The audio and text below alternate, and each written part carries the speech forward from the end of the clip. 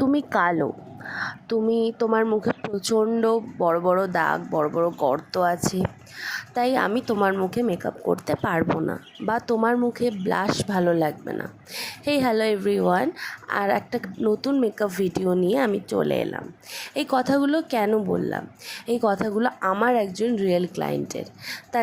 সে যার কাছে প্রথমে মেকআপ করাতে গিয়েছিল, তাকে সে বলেছিল, মানে সেই মেকআপ আর্টিস্ট বলেছিল যে তোমার মুখে না ঠিক ব্লাশটা মানাবে না, তুমি একটু কালো, তো তোমার মুখেও প্রচণ্ড বড় বড় দাগ আছে, তাই তোমার মুখে ব্লাশটা ঠিক মানাবে না। কিন্তু দেখো, আমার এই ক্লায়েন্টের মুখেও প্রচণ্ড বড় বড় দাগ, আমিও তার মুখে ব্লাশ দিয়েছি।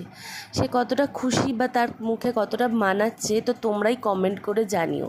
তার খুশিটা তো তার মুখেই দেখতে পাচ্ছ।